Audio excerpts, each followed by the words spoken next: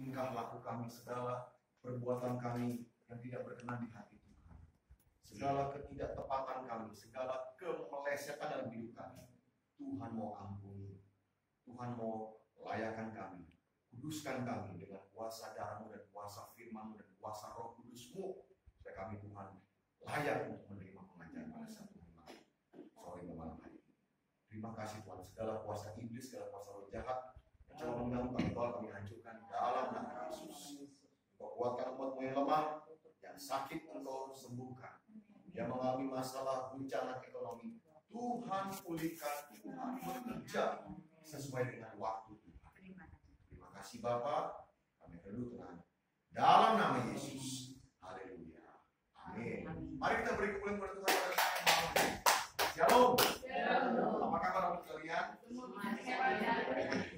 Bapak Ibu Saudara sekalian, tema firman Allah pada sore dan malam hari ini dalam ibadah suara kebenaran pertengahan minggu adalah sikap hati yang benar dalam beribadah sebagai persiapan masuk berangkat.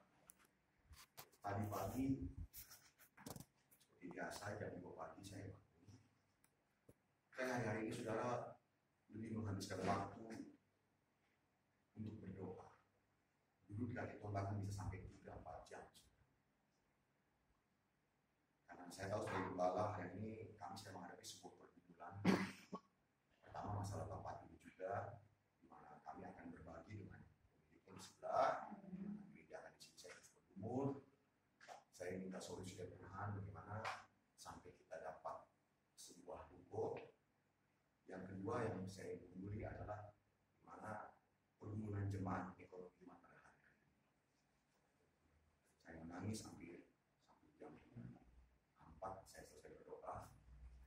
Saudara, ketika dalam doa itu Tuhan berbicara, Tuhan ingatkan, Tuhan bilang, Stanley, apa yang jadi masalahmu bukan gimana soal pergumulanmu, soal masalah ekonomimu atau masalah keuanganmu, masalah gereja, tapi yang jadi pergumulan yang serius yang merupakan ibadahmu adalah gimana urusanmu dengan aku.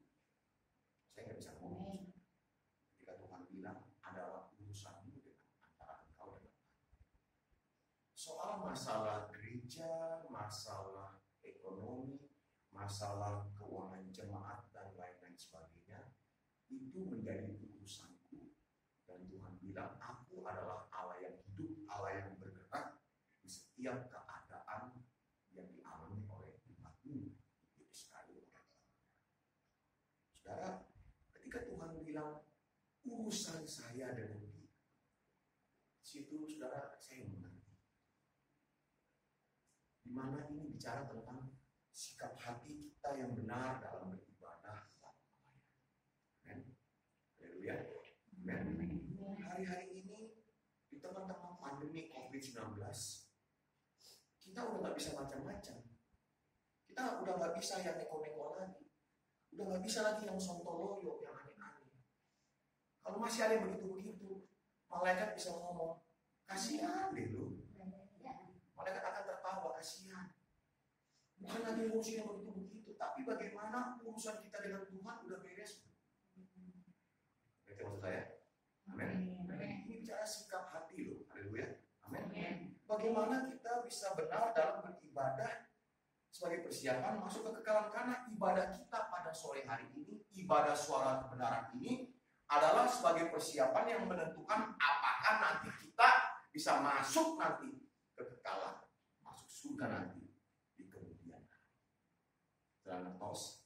Amin. Makanya kadang-kadang saudara, kalau saya lihat pendeta yang khotbah teologi kemakmuran, khotbah mujizat, khotbah capcay, saya bilang khotbah capcay.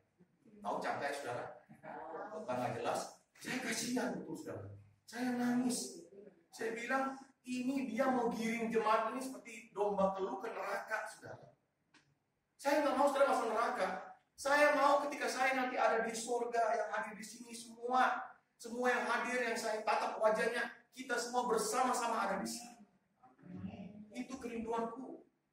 Ketika Tuhan berbicara, dan kok tidak usah pusing lagi soal masalah gereja. Itu jadi tanggung jawab.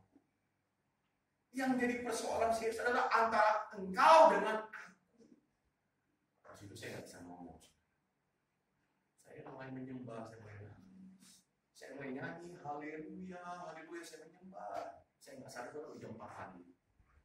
Saya berdoa, saya bangun, saya duduk di meja, saya bangun di meja depan, tidak makan. Ketika saya nyala lampu, saya lihat pendeta Pratama Pak PDP Karel Adrian sedang terbuang, sedang tidur dan penyembahan. Saya nggak bangunkan. Lagi penyembahan asli. Kalau saya bilang haleluya, saya nggak bangunkan. Saudara, kita kadang-kadang berpikir Tuhan kita adalah Tuhan yang gampang. Ingat, Tuhan kita bukan Tuhan yang gampang. Tuhan kita adalah Tuhan yang luar biasa, Tuhan yang ajaib, Tuhan yang maha dahsyat. Dia adalah Elohim Yahweh, Tuhan yang maha agung, maha adil, maha mulia, Tuhan yang hadir di dalam setiap pergumulan hidup kita. Dia Allah yang kita sembah, dimanapun kita berada, Dia hadir. Dalam persoalanmu sore hari ini, Dia tahu dengan apa yang kau butuhkan pada sore hari ini.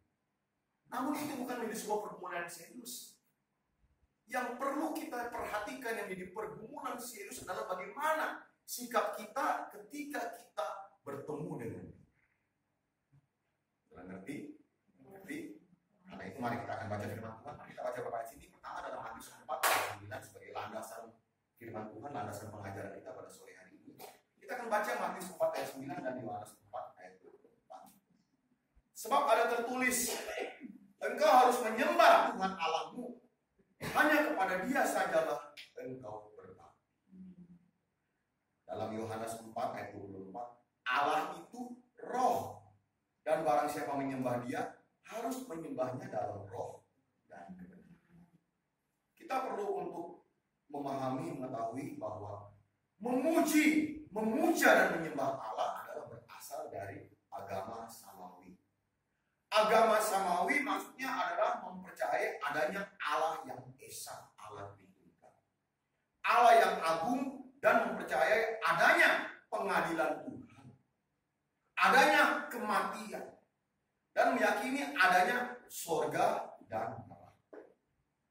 Memuja dan menyembah Tuhan dilakukan oleh mereka yang giat dalam menjalankan agamanya. Bagi mereka yang giat menjalankan rutinitas kegiatan agamanya, maka tidak ada hari atau tiada hari tanpa beribadah dan berdoa. Bagi orang Kristen karismatik dan Pentakosta dan Kristen dari denominasi lain, maka tidak ada hari tanpa ucapan haleluya, puji Tuhan. Tidak ada tanpa mengucapkan Allah itu maha besar. Namun di sini ada perkara yang serius yang harus kita persoalkan, kita gumuli, yang terkait atau berhubungan dengan perkara ini. Apakah kita telah melakukan sesuai dengan standar yang benar? Dengan standar yang benar artinya adalah kita sudah melakukannya